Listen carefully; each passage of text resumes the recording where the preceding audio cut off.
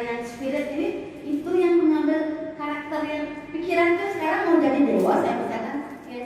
Jadi saya mau jadi presiden, pikiran kok ya, pikiran bisa jadi apa, bisa ke surga, bisa menciptakan surga 100 juga bisa, itu pikiran.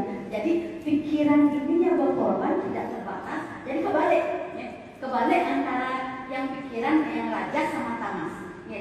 Tamas raja sama tamas satu dia aduh. Jadi seperti itu. Jadi yang tengah-tengah berada antara itulah budi satwa. Itu dia.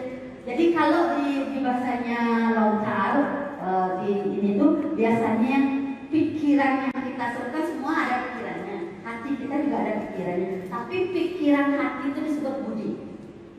Pikiran-pikiran yang menonjol saya bisa, saya hebat, itu adalah mana? Dan pikiran tubuh aduh Allah, aduh Allah, ininya itu cipta. Yang benar ya gitu dulu ya. jadi begitu. Jadi silakan lanjut ya. Jadi berada di antara keterikatan pada fisik ya. Pokoknya kita terikat pada fisik itu tidak bisa maksimal keluar dari keterikatan fisik. Itu deh kita dikuasai dengan tamas. Ya. Kalau kita serba tidak puas mengeluh, musuhnya nanti saat itu. Ya, ada yang namanya nafsu, loba, serakah. Karena pikiran kita jalan, kita enggak. Ini dia kok dikit aja, dia kok sugih ya, kan? Ya jadi inilah yang menimbulkan musuh dalam diri kita karena dengan tamas, menimbulkan musuh-musuh dalam diri. Nah kemudian kalau dia ini adalah guna rajasnya, pikiran, musuhnya juga ada. Musuhnya itu adalah sabta tenir, 7 kemampuan. Saya presiden, saya paling pintar ya. Jadi merasa, makanya dibilang kemampuan. Merasa paling bangsawan, merasa paling pintar, merasa paling kaya, ya. Merasa mabuk ini ya, mabuk dan ingat merasa paling benar, paling suci itu juga termasuk kemabukan. Ya, itu aja ininya. Jadi semuanya bisa dilanjut ya, sudah yang pikir lanjutkan ya. Nah pengelolaan guna tamas mengambil karakter material dengan jalan yang tadi saya bilang harus satya ya. Satya terus menerus disiplin, melatih fisik, keterampilan yang menjalankan itu ya, guna rajas ini. Caranya melatih karakter spirit itu adalah dengan sadar. Harus sadar, selalu sadar, eling gitu. Karena pikirannya liar sekali, dia bisa menjadi pikiran itu selalu benar. Salah pun dia bisa menjadi pembenar. Ya, dia akan bilang akan tangkas pertanyaan, ya, cekatan menjawabnya. Jadi pikiran pun selalu benar. Jadi jangan ada dilawan. Pokoknya udah jatuh, di sini gitu ya. Terjatuh tidak ada salah pikirannya. Oke, ya silakan lanjut. Nah sekarang baru saya bicara tentang itu kan bekal tentang manusianya. Sekarang baru saya akan bicara tentang sastra dan nyastra. Seni itu kan macam-macam, tergantung media yang dipakai. Sebenarnya seni sastra ini agak ribet, sama dengan seni teater ya. Karena kenapa? Kalau seni sastra atau teater, kalau dia salah memakai kata, tidak kelihatan. Kalau seni patung, ya, kalau patung saya salah memakai bahan kayu dengan pahat saya buka. Ya, kalau seni lukis saya coret-coret, lukisan saya jelek. Seni sastra, ya, yang dilukai adalah kebenaran. Yang konsep dari sastra itu yang akan luka. Jadi dia akan mengkhianati kata-kata. Kata-katanya sudah bagus, tetapi perilakunya enggak. Jadi dia kata-katanya tidak istilahnya kalau di sini mandi sini ucap gitu ya. Ya, tidak sesuai antara kata, perbuatan dan pikirannya. Jadi sementara kalau teater dia akan menjadi kelainan jiwa. Ya, kalau dia karena tubuhnya dipakai, begitu tubuh dipakai tidak setia, ya, dia akan menjadi sosok yang aneh, terpisah dia dengan masyarakat, tidak jadi manusia biasa ya. Jadi ini agak sulit ya. Jadi nah sastra ini kan karena ini kata yang dipakai, ya di Bali malah aksara dianggap ya juga sastra ya, moderate, kemudian ada yang sastra yang ada tulisan-tulisannya itu juga dianggap sastra. Jadi kata sastra itu sebenarnya berasal dari kata sas, yaitu ajaran, dan ra yang alat. Jadi alat untuk memberikan ajaran, yaitu ajaran tentang filsafat hidup, ya, agar katanya bisa untuk menuntun manusia agar tidak bengkok, ya. Lanjut, ya. Masih ada waktu ya. Ya, lanjut. Jadi sebenarnya ekspresi karya sastra itu kan ekspresi pengarang yang menekankan pada isi. Sebenarnya itu kan yang isi yang ingin disampaikan. Bahasa memang sangat penting, tapi dan kalimat, kata-kata. Tapi ini apa yang mau disampaikan? Sekarang kan banyak kata-kata banyak ya, bahasa banyak gampang. Isinya apa sih? Ya, jadi penuangan emosi, pengejaran pikiran, dan mencari hakikat kebenaran dalam hidupnya. Bahasa dalam filsafat kan istilahnya ketika saya bicara tentang bunga, orang lain bisa ngerti bunga apa, bunga bang, gitu ya. Ada bunga gadis cantik gitu. Jadi dia memang sangat unik, kias dan khas, gitu ya. Lanjut silakan. Ya, di Bali sastra juga disebut sungiang sastra kan dipuja ya. Itu yang merasuk sang yang ngaji Saraswati kan ya. Jadi sebenarnya sastra itu di Bali sangat dipuja untuk memunculkan pikiran yang biasa, hanya muncul dari pikiran yang bening, dari budi ya, bukan dari mana, dari situ ya, bukan dari pikiran yang ingin membuat karya sastra, bukan dari tubuh yang rajin menulis karya sastra, tapi dari hati ya, dari budi, dari kedalaman jiwa sang kawin. Itu ini ya. Yuk lanjut. Ya. Jadi seorang yang sukses dalam berolah sastra menurut Hendra Suara, yang sepakat dengan dia, adalah seorang yang sudah bisa memandang indah dunia dan bumi. Jadi gempa ya. Jadi walaupun dia istilahnya menanggapi, menolong, tetapi dia tidak akan mengutuki, mencaci maki gitu. Jadi dia sudah memandang hidup ini indah, dunia ini indah.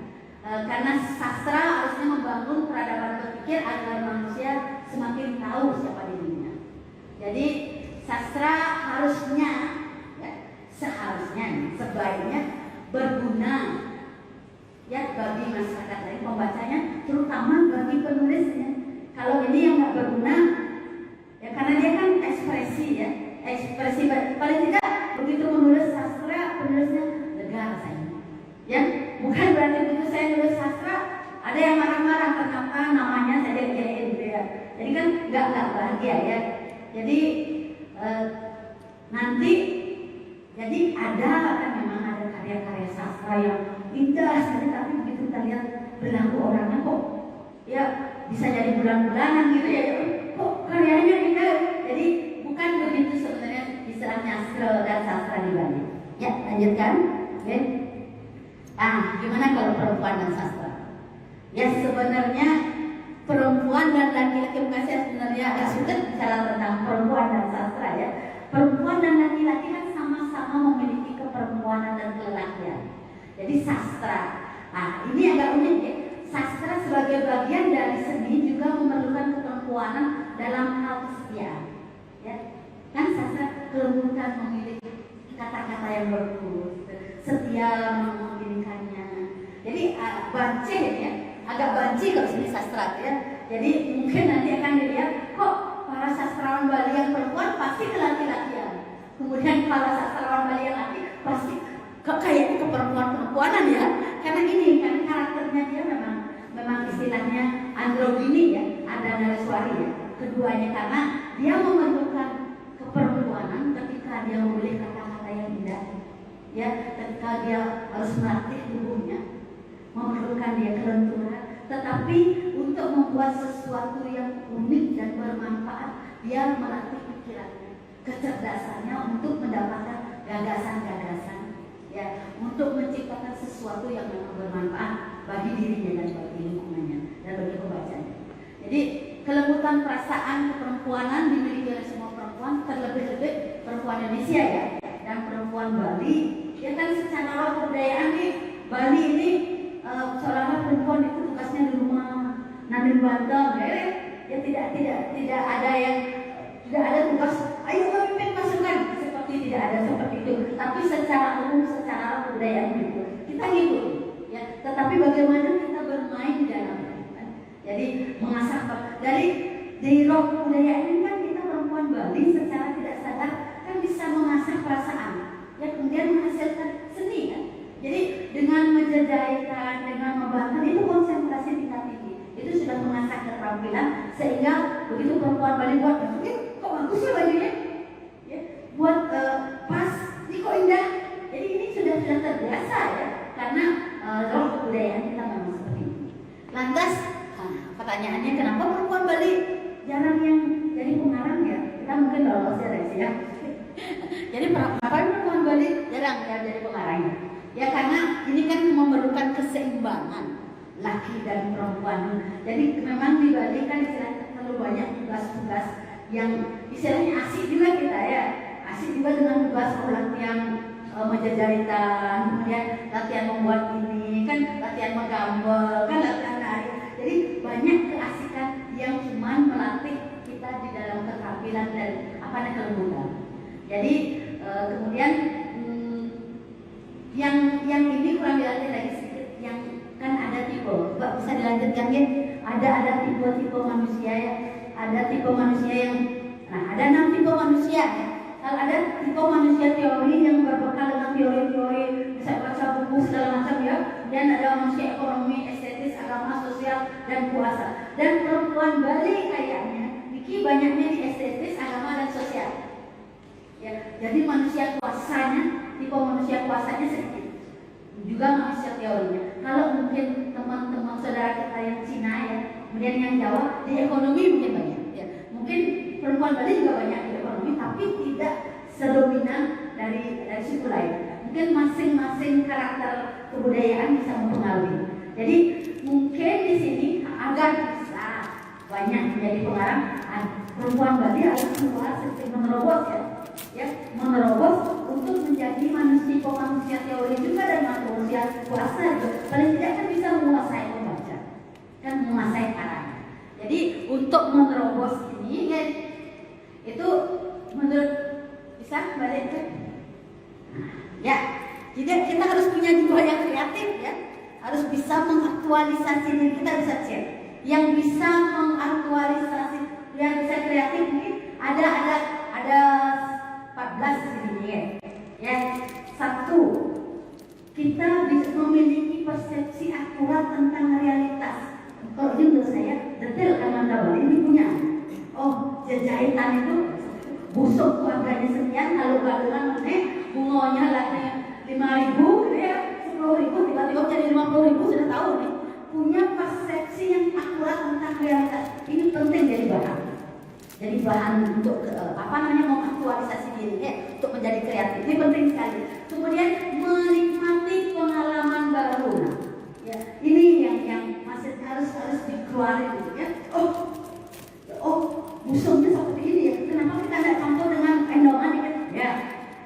Bunganya bunga ini. Kenapa kita tidak yang alamiah, maksudnya? Bunganya kenapa kita tidak bunga warna yang ini? Jadi tidak berpaku pada, jadi ada menikmati pengalaman baru. Kemudian memiliki kecenderungan untuk mencapai pengalaman puncak. Jadi ada kepuasan. Buat cana, kita buat cana yang seperti. Saya pikir perempuan Bali banyak yang gitu, ya. Tiba-tiba buat kebokan yang gimana? Buat cana, buat sampian, lihat bantan-bantan kayu, ya. Tiba-tiba berkembang semakin pesat, ya. Kemudian sampian-sampiannya juga bisa, sudah, ya. Jadi itu ini. Kemudian memiliki standar moral yang jelas. Ini kan standar, ya. Kemudian memiliki selera yang ada agak bercanda-canda sedikit, ya. Jadi kalau salah sedikit, ya nggak apa-apa, gitu, ya. Oke, salah, ya. Gitu. Jadi ini terlalu serius, ya. Tegang, waduh, adik itu sampai pengen marah, ya. Saya tadi milu-milu, gitu, ya. Dia ada milu-milu, dah. Oke, tuh, ya. Jangan merah ini, jadi. Kan? Jangan merah. Jadi harus punya selera umur sedikit, ya. Hidup itu canda kok, gitu, ya. Jadi harus punya selera umur. Kemudian merasa bersaudara dengan semua manusia. Jadi humanisme itu kita sebenarnya dulu seperti itu, ya. Itu yang sebabnya kenapa orang nyaman datang ke Bali, ya. Jadi sekarang aja kita ikut-ikut orang lain membeda-bedakan diri, ya. Jadi padahal kita jangankan dengan manusia lain, dengan kucing aja kita saudara kok. Dengan pohon aja kita saudara. Padahal lemiong makan duduk kan, ya.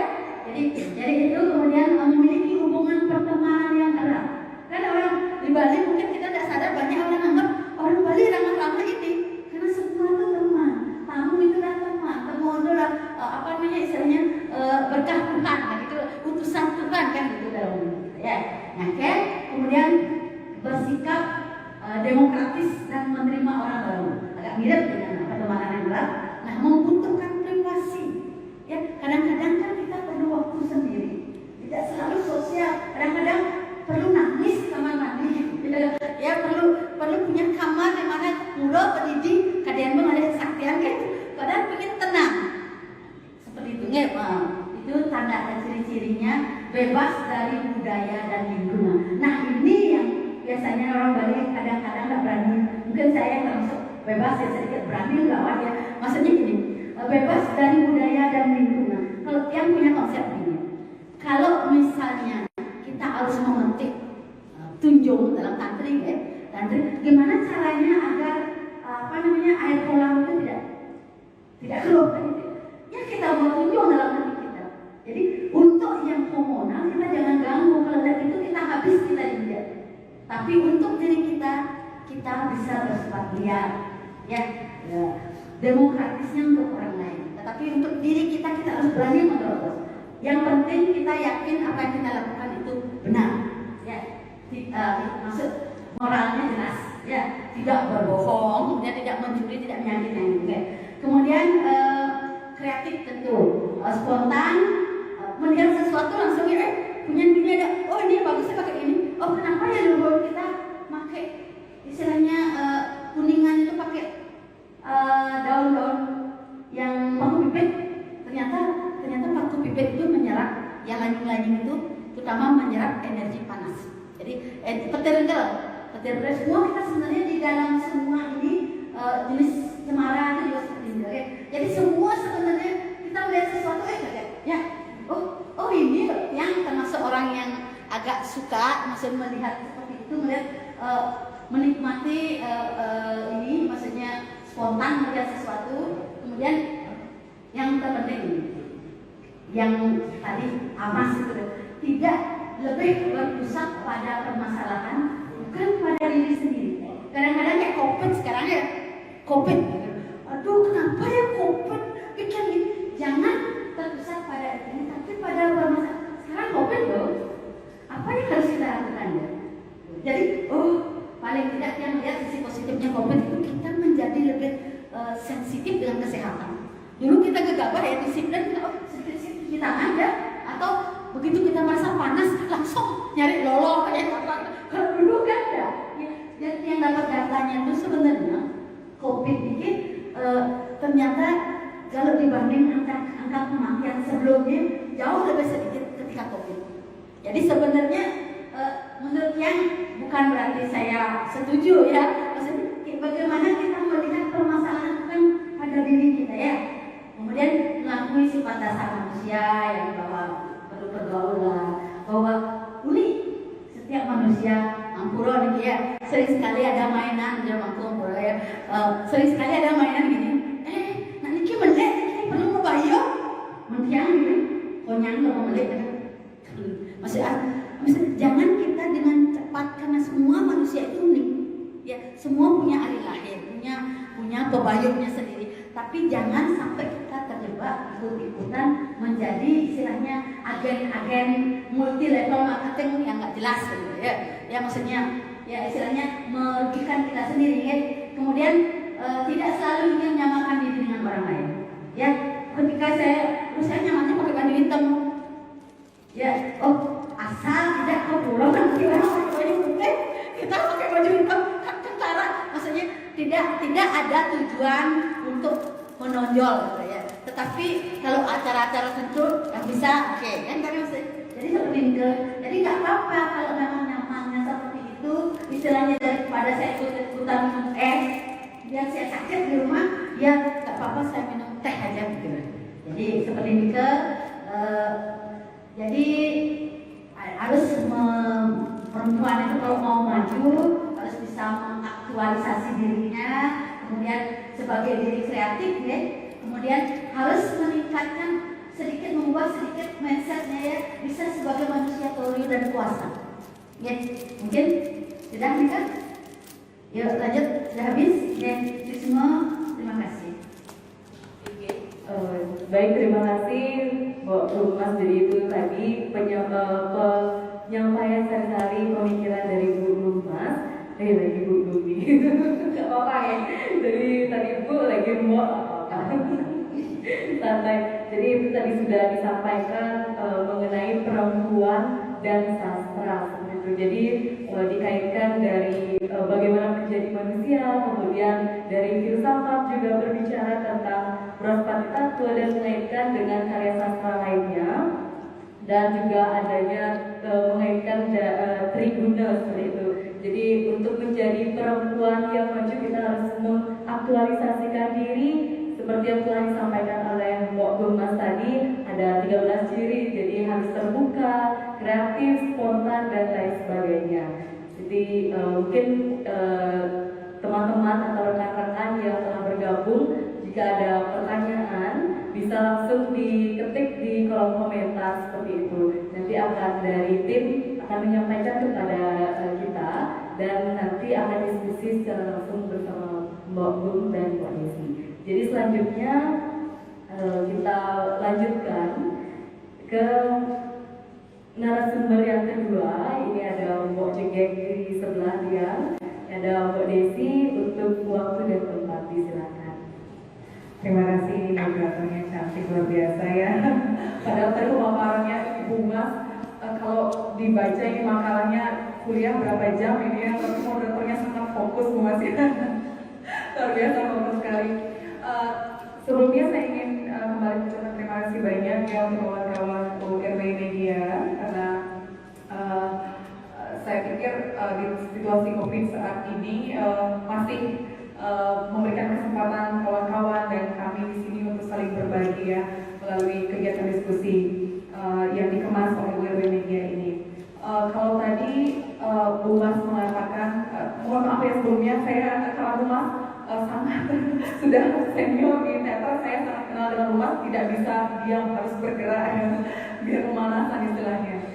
Saya tadi maunya bergerak juga, cuman saya mau ada variasi, jadi saya duduk saja ya di dalam belakang ya. Nah, kalau Bu Mas tadi sempat menyinggung bahwa ketika disebutkan sebuah tema, apa yang temanya gitu, kepengarahan di mata perempuan Bali, Bu Mas bilang ini berat sekali ya mau berbicara tentang perempuan, karena Bu Mas bilang mata itu netral, tidak ada laki-laki, tidak ada perempuan gitu Bu Mas ya, jadi agak susah membahasnya.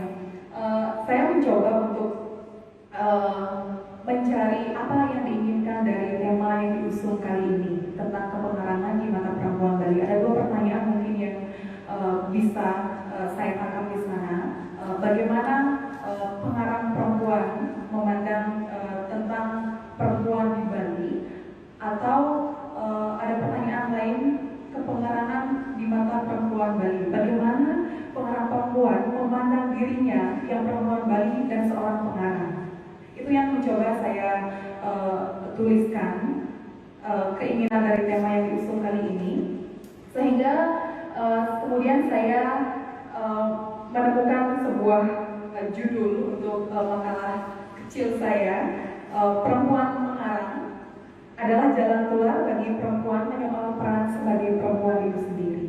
Gitu. Jadi saya menangkap bahwa perempuan mengarang adalah untuk menjadikan itu sebuah jalan untuk perempuan-perempuan lainnya. Dalam hal apa? Dalam hal memandang perannya sebagai seorang perempuan yang hidup di Bali, begitu kurang lebihnya mungkin yang saya tangkap. Nah, mungkin dari tema ini, kalau Ibu Mas tadi berbicara dari data-data yang cukup akurat ya terkait dengan bagaimana dominasi perempuan dan laki-laki di Bali, Mas ya. Saya akan mungkin berangkat dari fakta kecil yang proses yang saya alami, yang saya lalui sampai akhirnya saya menjadi penulis atau perempuan Bali yang memilih untuk mengarang. Mungkin saya awali dulu, silakan lanjut. Ya. kehadiran pengarang perempuan tidak sebanyak penulis laki-laki. Begini, dalam proses saya memilih menjadi perempuan Bali, dari sekian banyak kegiatan yang bisa dilakukan oleh perempuan Bali yang sudah disebutkan tadi oleh Bu Mas, ada banyak sekali, kita bisa membuat bantal, bisa A, bisa B, bisa C, tapi saya juga memilih proses dalam mengarang. Kenapa? Itu ada pertanyaan. Nah, proses ini saya lalui dari SMA. Kalau tadi dibacakan biografi saya ya, saya mulai tertarik pada dunia sastra dan mengarang ketika saya masuk di SMA dulu. Nah, kalau saya tuliskan di Portway, digiring Hairil, dimabukkan oleh Hendra, dan dipersuasi oleh Pramudia. Kenapa saya mengatakan itu? Memang benar gitu. Ketika saya masuk di dunia sastra dan menulis, mengenal dunia sastra, gitu, saya sangat familiar dengan nama-nama Hairil, dengan nama Rendra, karena mereka selalu hadir dalam setiap event lomba yang dikemas untuk anak-anak SMA ketika itu. Banyak sekali ya bukan sampai sekarang pun juga event lomba itu pasti kalau sudah dalam pikiran saya, kalau sudah tema ini sekarang hari kemerdekaan, saya sudah hafal pasti ada puisi Rendra di sana, pasti ada puisi Hairil di sana. Jadi saya sudah sangat akrab, seperti sangat akrab dengan nama-nama itu. Berlanjut kemudian ketika ketertarikan saya itu tumbuh dalam diri saya mencoba untuk menulis. Waktu itu saya mencoba menulis prosa karena saya lebih sering akrab dengan bentuk-bentuk tulisan sastra berupa puisi. Jadi waktu itu saya sedang belajar menulis prosa liris, istilahnya prosa yang pendek, yang kata-katanya juga indah seperti itu. Nah, sampai akhirnya kemudian saya memutuskan untuk berkuliah di jurusan Pendidikan Bahasa dan Sastra Indonesia di Universitas Pendidikan Ganesha di Singaraja ketika itu melakukan S1 saya. Karena saya tertarik dengan sastra, saya memilih jurusan itu karena saya tertarik dengan sastranya, lebih tertarik ke sastranya dibandingkan dengan bahasanya, padahal semuanya penting.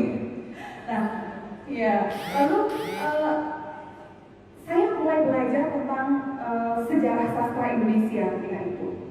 Ketika saya dalam buku pedoman yang dikeluarkan oleh pengajar ketika itu, buku pedoman sejarah sastra Indonesia, kita ketahui mungkin ya teman-teman di rumah juga pasti juga sudah membaca dari berbagai sumber bahwa sepanjang dekade sampai saat ini nama pengarang memang selalu tumbuh di Indonesia, tidak pernah sepi, selalu diisi dengan nama-nama besar, diisi oleh nama-nama besar. Yang jadi pertanyaan saya kemudian adalah ketika proses itu terjadi, proses belajar saya terjadi mengenal tentang sejarah sastra Indonesia, ada pertanyaan yang terbesit dalam pikiran saya.